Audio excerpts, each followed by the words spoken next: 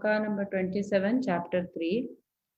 Prakrite kriyamanani gunai karmani sarvashah ahankara vimudhatma kartahamiti manyate.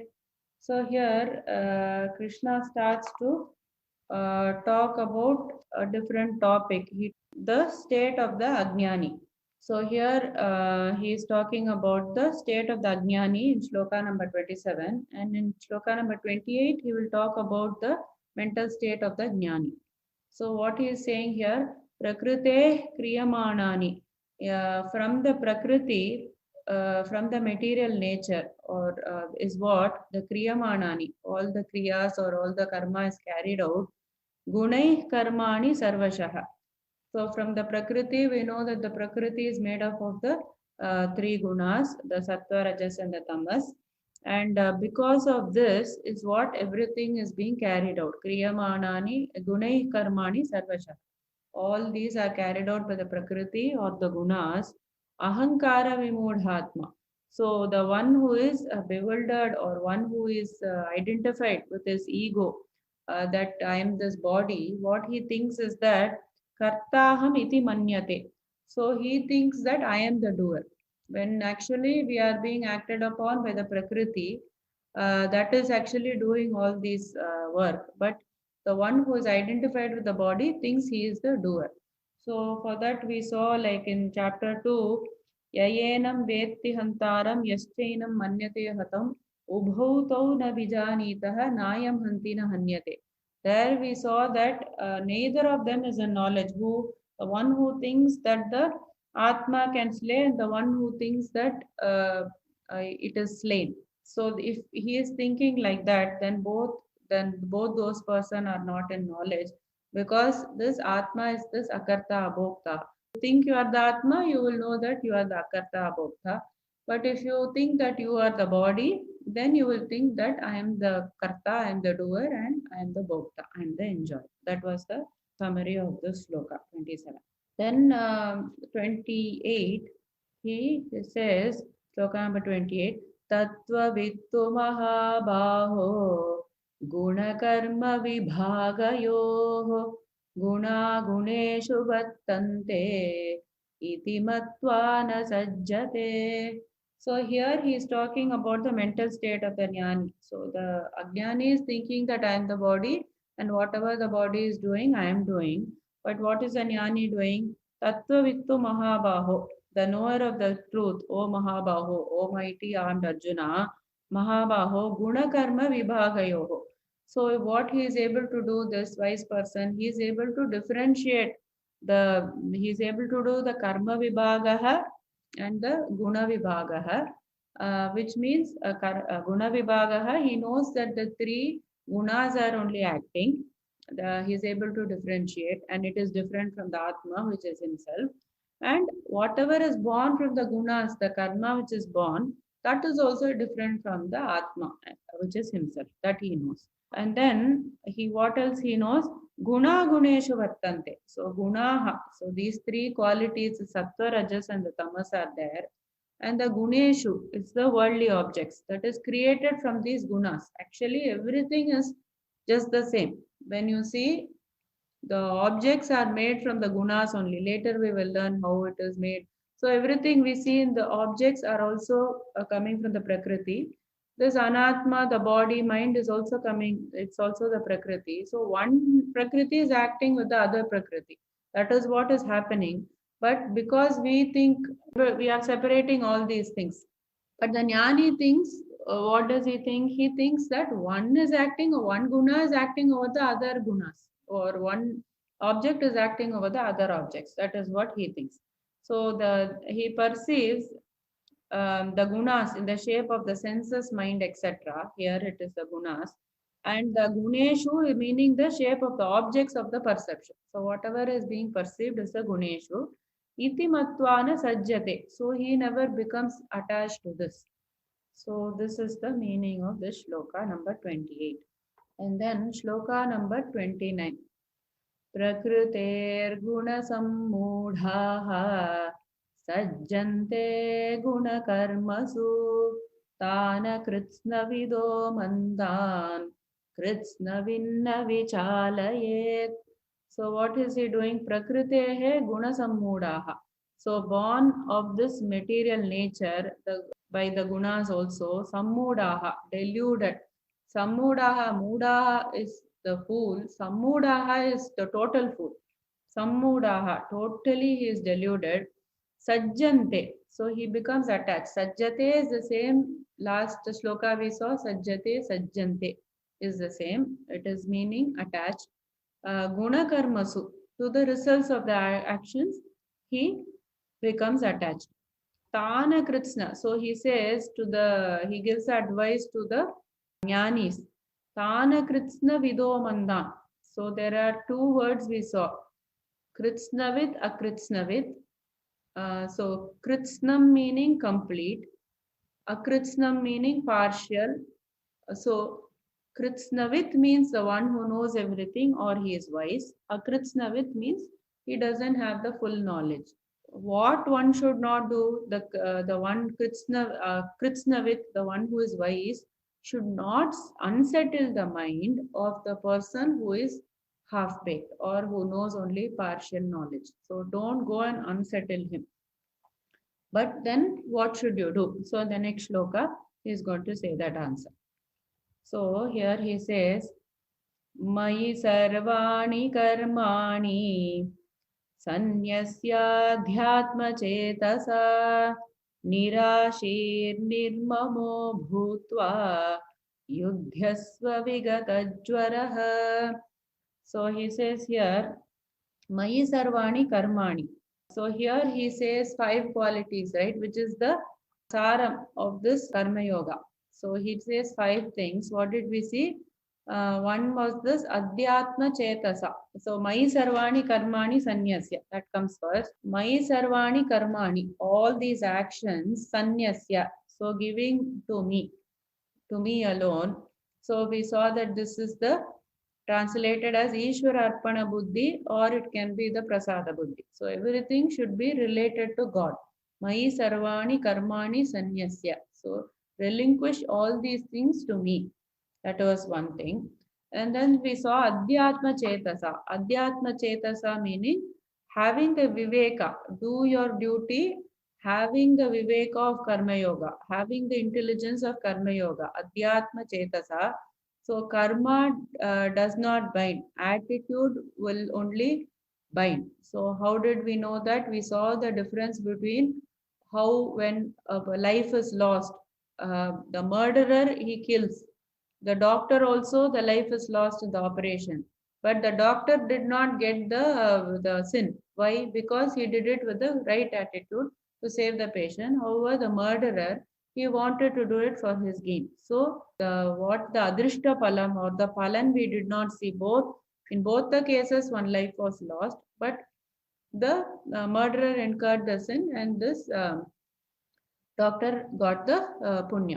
So that is why the attitude is very important in every work, and we don't see the attitude, but actually what we don't see only we are going to take with us from this lifetime. What we are seeing, actually we will not, any object that you see in this world physically, we will not take it with us. What we don't see, these adrishta palan only we will take with us to the next janma. So that is where we should focus on. And karma yoga is needed for the cycle of life function. That also we saw. So everything is going in a cycle. So it is give and take relationship. So only if you give, then you will receive. That is why you should not constrict the cycle by not giving. When you take, you can accept also and you can give also. So that way the whole cycle will keep going and we will cause benefit to everybody around us. That should be our main purpose. That is also Karma Yoga. Then we saw Nirashihi. Nirashihi is a very big word in Karma Yoga. Don't expect the results. And also you give up the rights that come with the results, be it your children, be it your parents, whatever the rights we should not take. That is said by Krishna in Karma Yoga. Nirmamo bhutva. So you should relinquish the sense of ownership. What is mine? This is mine. This is mine. This is mine. This is mine. Whether it be object or whether it be people, we should relinquish that mineness and one I-ness, because again, these are the things that we are seeing. Tomorrow, when we are gone, there is no relationship between all these people. There is no relationship between all the money that we have put in the bank, all the houses that we have built, all the shares we have bought. So all these things are not going to come with us. So what is really important is what we need to focus on, and that is what Karma Yoga teaches us. So Nirmamo Bhutva, get away from this I-ness and minus, at least try to reduce little bit. At the time we are going to leave this place, we have no attachment to the things which are here. So that should be our purpose in life. And Vigata Jwaraha meaning be equanimous in and unperturbed. So all this attachment, all this things that we want and we desire and we are attached to is causing us perturbation. So this is also part of Karma Yoga, to be equanimous and to be unperturbed. So this is all Krishna's teachings of Karma Yoga, and the more we follow, the more peace of mind we are going to get. Not only like to progress spiritually, but also transactionally. When we do our things, we are going to be in a much calmer state of mind, because we will be unattached to it and we will perform better. So these were the 5 things. So Mayi Sarvani Karmani Sanyasya Adhyatma Chetasa Nirashihi Nirmamaha Bhutva and Vigatajwaraha. Then finally he said Yudhyasva. Yudhyasva meaning do your duty, do your duty, do your duty. That is stressed umpteen number of times. Don't escape, do your duty. Because when you are there, you have to complete your duty properly. That was shloka number 30. Then 31 and 32, he talks about the greatness of Karma Yoga. So one first 31, he will say about the one who is following the Karma Yoga, what he will gain. And in shloka number 32, if one does not follow the Karma Yoga, what loss he will incur. So he says, Eme matamidan nityam anutishtanti manavaha श्रद्धावन्तो न सूयन्तः मुच्यन्ते तेऽपि कर्मभिः. So ye me matam is the teaching. So one who follows my teachings nityam, that is who follows it constantly every day, anutishtanti manavaha, anutishtanti, they follow my teachings basically. Shraddhavantaha. So 3 qualities he is giving. First was Nityam. So you should follow it constantly, you should follow it every day. Shraddhavantaha. This is very important. We are going to learn further in the other chapters about the Shraddha, why it is very important. Is that you must have the belief. First of all, if you don't have belief in anything, then you will not be inclined to follow it for a long time. One day you will sit in the Bhagavad Gita, second day you will not be able to sit. So first is you have to get the devotion or the belief that what they are saying is going to lead me to higher good. Then coming there, you may have doubts. That is not the problem. But first of all, you should develop the attitude of that our scriptures are 100% leading us in the right direction. And by following it, I'm going to get the greater good. That definitely must be there. So that is Shraddhavantaha. So you should have the faith, not blind faith, but faith to at least be able to listen to the teachings and then clarify the doubts. Anasoyantaha. So this is also very important. People question even Krishna. Why did he say like this? That should not be the attitude. We may be having doubts about why he said certain things, or maybe we didn't understand. So that way we should never find fault with our scriptures. So Anasuyantaha, he says, and what is the palan of doing that? Muchyante karma bihi. So he becomes free from the bondage of karma, from the bondage of this papa and the punya, therefore no birth. So this is the highest that we can get. We are thinking like lot of things we want in our lives. We want to get this house and that post and all. But the highest is actually to be free from all these things, which we don't realize. And all this, our religion is so great and profound. It has the highest teaching.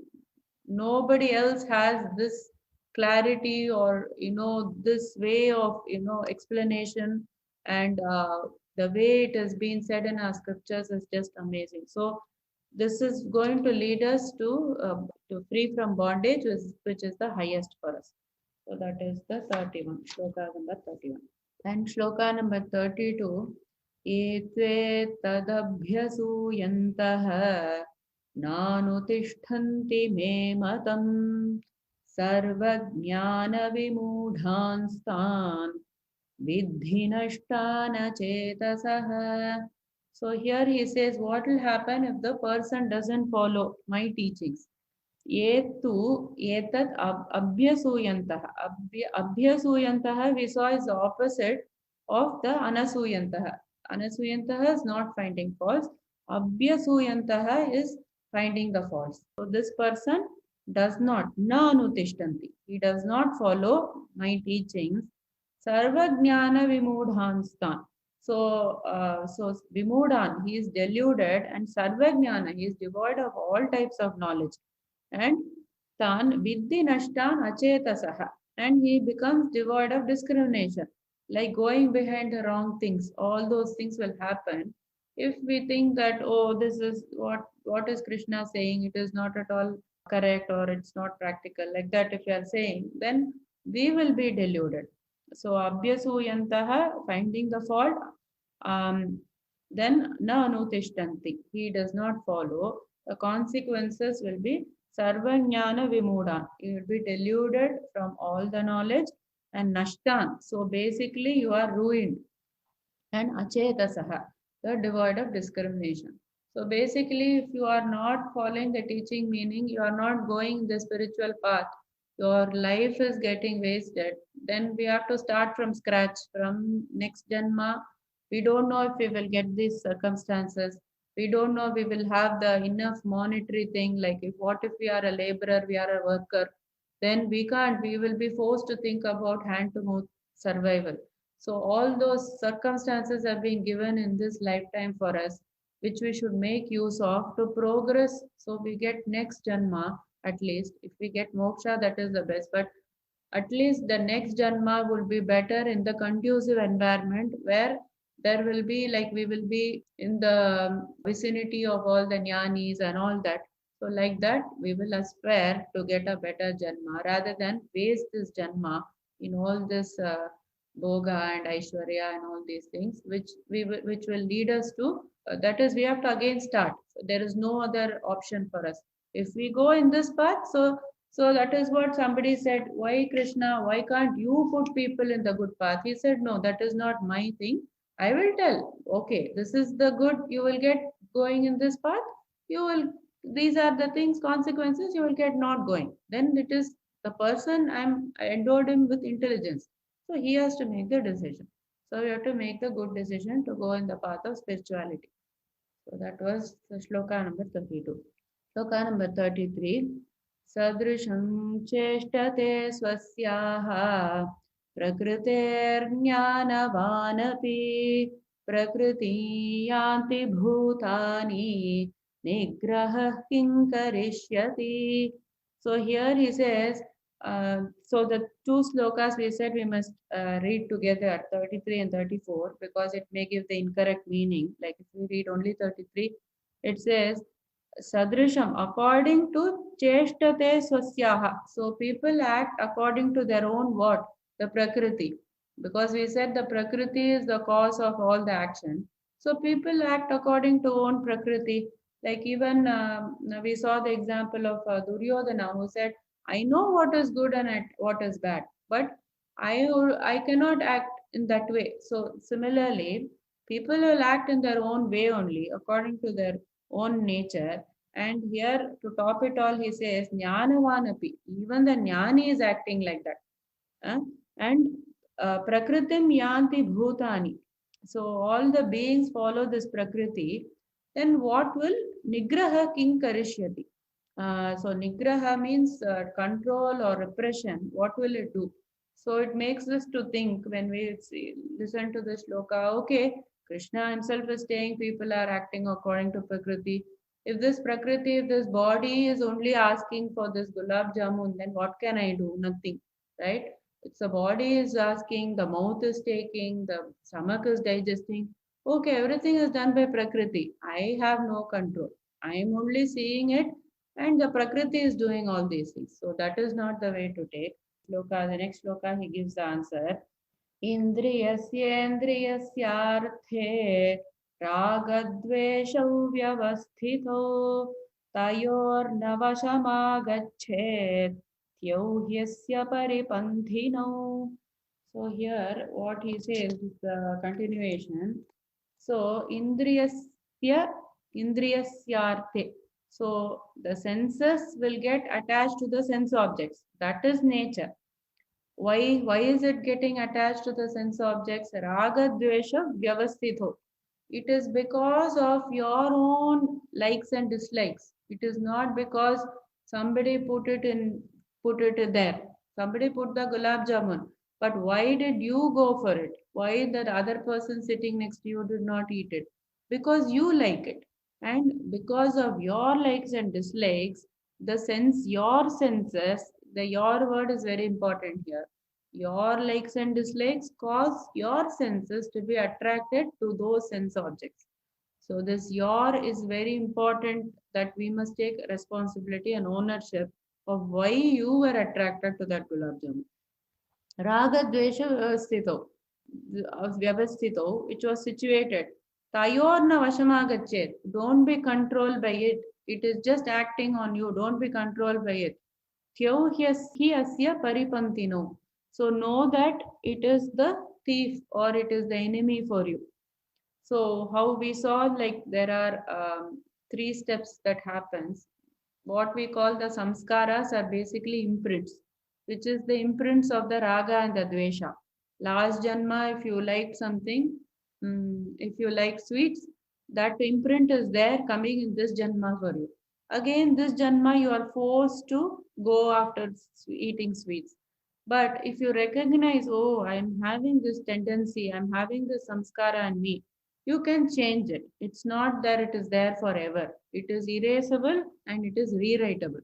So you can erase the samskaras which are residing inside, and these are the samskaras we saw, that they are appearing as raga dvesha, the likes and the dislikes. The likes and the dislikes are only prompting us to act in either way, whether to say no, I don't want, or to say and no, I love it and go for it. So that is what is happening.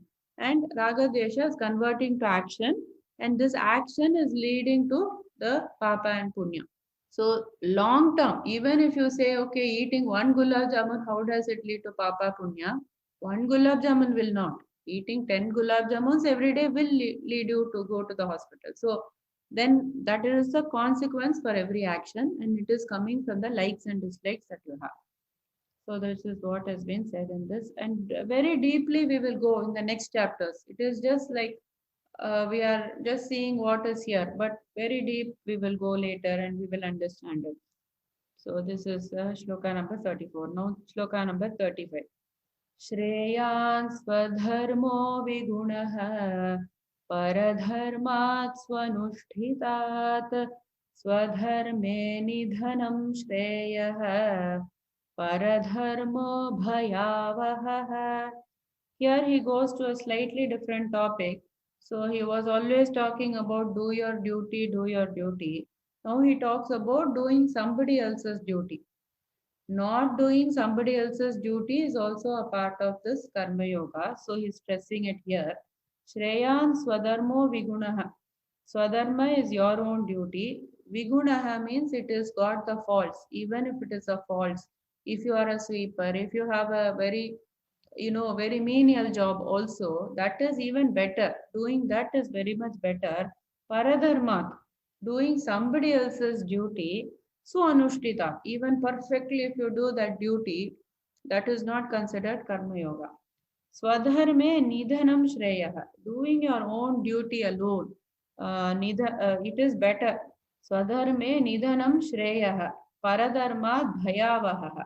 So if you are going to do your duty, it is the best. And if you do somebody else's duties, it will be with fear. You will always be fearful. So don't do another person's duty, but do your duty properly. Basically, wherever you are in life, try to accept it and do whatever is best that is needed for that situation rather than trying to escape that situation. And when you are young, you will think, oh, I don't want to give the exams, I want to go and I want to do a job, like that. When you are in a job, you will think, no, I want, that was so much nicer, that life was so much better, I had time to while away and everything. So every time in our life there will be, we'll always think about either in the past was good or the future may be better because we'll have leisure time, but that is not the truth. So wherever we are, we have to stick to it and we have to do our duty properly and our own duty, and that too proper.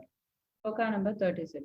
Arjuna Uvacha अथ केन प्रयुक्तोऽयं पापञ्चरति पूरुषः अनिच्छन्नपि Varshneya बलादिव नियोजितः.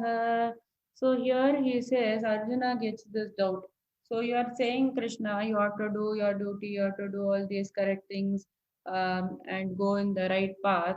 Then why am I forced to do the bad things? Why am I, even though I know that this I'm going to get this bad things, if I do bad, bad will come to me, right? So but even then, why am I propelled to do it? Like, why am I forced to do the things which I know is not good? So Krishna is going to give the answer, and he is going to talk about this many times later also, but this is one of the instances. Shri Bhagavan Uvacha Kama Yesha Krodha Yeshah Rajo Guna Samudbhavah Mahashano Mahapapma Vidyenamiha Vairinam.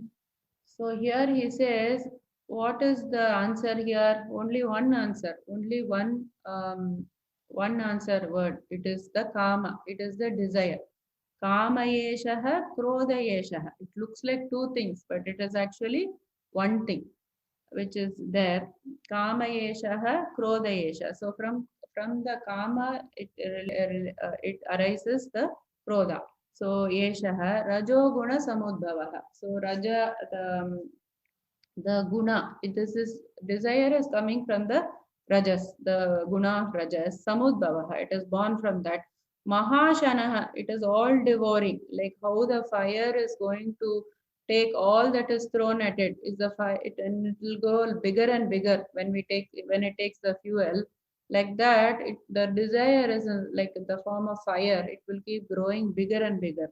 And Mahapapma, it is highly sinful because it will promote you to keep doing sinful acts, and it will just, like we saw examples of everybody who was instigated by this desire, Ravana, Duryodhana, everybody in our stories that we see are all instigated by this karma or this desire, and then they did all these acts of papa. Mahashana Vidhi Enam Iha Vairinam. So know this to be your Vairinam. Know this to be your enemy. So this karma which will lead to this krodha, and then it is going to lead to what? All the sinful activities. So no, beware of this karma. Shloka number 38. So, so we are in shloka number 37. 37 to 39 shlokas is going to give the kama swarupa, which is the nature of the kama or the nature of this desire. And then shloka number 40 is going to talk about the adhishtanam or the residing place of this kama or desire. Where is it actually located in us? And then 41 to 43, kama jaya upayam, which is the how to win over this karma or this desire. Dhumena vanhihi yathadarsho malena cha yatholbena vrito garbha tatha tene damavritam. So here he is giving three examples. Dhumena vriyate vanhihi. So this smoke is covering the fire. That is one example. And then it is also not covering, also it's hiding the fire. And yatha adarshaha, that means the mirror, malenacha, which is covered by the dust. So the dust is covering the mirror. And yatha ulbenavritaha, garbaha. So the embryo is being contained in the uterus. So like that in the womb. So womb is covering the embryo. So three examples he had given. The one which is just as the smoke hides the fire. So how do you, there are also three stages in which he is talking about the desire. One is if you blow the desire, that is the desire, some desires are that you say, "Chi, I don't want it, it's okay." Like that, when you say, then it will just blow off the desire. So that is one first stage. And the next stage is more deep-seated desires that are there. So for that, a cloth or a cleaner is needed, more like pressure is needed to remove the dust from the mirror. Then the third is the embryo in the womb that takes long time for it to go. The embryo, it has to become a baby and come out, right? So much that gestation period is there, and then it takes time to remove that. So we have to keep working on it. So three stages also of how the desire is there. He talked about. Shloka number 38. Shloka number 39, again talking about the Kama Swarupam. Avritam jnanametena jnanino nityavairina kamarupena kaunteya dushpurena nalena cha. So here he says avritam jnanam, that is something is hidden by something. That is he is saying here. What is hidden by what? This definitely jnanam is covered. Yetena, he just says it is covered by this. So we have to understand it is this desire that is hiding this jnana. Jnanina nitya vairina. The what the jnani thinks of this, he knows it's a perpetual enemy. So he attacks it in the first go. But what the Ajnani does, he lets it go. Oh, it is nice. Let me enjoy. One is not going to hurt me. One gulab jamun. Oh, we have to live our life. Like that, we give excuses, make it a habit. Then after that, when it has become a habit, then we are not, maybe we realize it is bad, then we look at it as enemy. In the beginning, we should look at it as an enemy. It's like, no, this I'm going to become habituated to this. It is not the right thing to do. Like that, a jnani will see. So we have to nip it in the bud from the very beginning. Jnanino nitya vairina kama rupena kaunteya. In the form of desire, O son of Kunti, dushpurenana lenacha, analena, like a fire, and dushpurena meaning it is insatiable. Whatever you do, no, for this desire, it is not getting extinguished. Like when people say, okay, the desire means it has to be satiated, but that is not how it has been said in our scriptures. Once you feed it, it is going to grow. So that will be the nature of it. So that we have to be very careful. Now, shloka number 40. Indriyani mano buddhihi asyadhisthanamuchyate yetair vimohayatyeshah jnanamavritya dehinam. So if people say, okay, you keep talking about this desire, where is this located and how does it come about? Then he says that the location of this desire is all the three places, because all the three things, the senses, Indriyani Mano Buddhi, three things he has mentioned here. Indriyani, the senses, and Manas, the mind, and the Buddhi, the intellect, all are acting on this sense objects, so, which is instigated by the desire. Syadhisthana Muchyate. So this is the location, adhisthana, place, breeding ground. So, etair vimohayat yeshaha, etaihi, by these vimohayati, means it deludes yeshaha, this jnana avritya dehinam. So all this, what it is doing, it is deluding your soul. This Jivatma is being deluded by what is the desire, and it is covering which is the true nature of the Atma. So the residing place is the three locations: the senses, the mind, and the intellect. So even like it will pass from one location to another, and you can catch it at either of the locations. So the senses, when you are seeing it, you know, okay, that is cause of danger. That you can catch it at the sense stage. If you let it pass, it goes to the mind. Mind, from what happens, I like starts to act there. I like. So there also you can catch and say, no, this I like is coming to me. Why is it coming to me? Is it coming from previous data, or am I creating this data now? So that time you can analyze. And then when your intellect makes a decision to go for that object, there also you can catch it and override it and say, no, this is coming from the senses and my mind. I am bigger than this senses and the mind, which is going to talk in the next shlokas, that how one is superior to another. So all the stages you can catch. Shloka number 41. Tasmat tvamindriyanyado niyamya bharatarshabha papmanam prajahihyenam jnana vijnana nashanam. Tasmat, therefore, indriyanyado. Indriyanyado, that is very important. In the control, it is the very entry point, where it is the sense. When your eyes are seeing it, when your nose is smelling it, at that point cut it, then it will not travel further and cause this disruption. So indriyani ado, in the very beginning, niyamya, having control, bharata rishabha, the Arjuna, who is a very mighty one, papmanam, the sinful, prajahi yenam, prajahi means to slay it, jnana vijnana nashanam. So you have to destroy it. Why? It is going to affect your jnana, your knowledge, and also the practice of the jnana. Both the things this desire is going to destroy. So you have to be very careful in the very beginning. You have to watch out from the very beginning to not let those things pass through the senses, mind, then act on the intellect, act, make the decision, then get the papa, then that papa being the cause of all the other things happening to your life. We have to not allow it to happen. Shloka number 42.